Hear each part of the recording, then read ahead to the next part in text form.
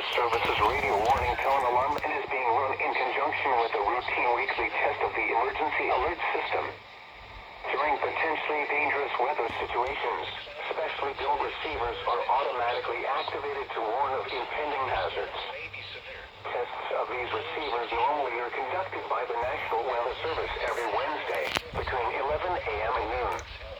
When there is a threat of severe weather or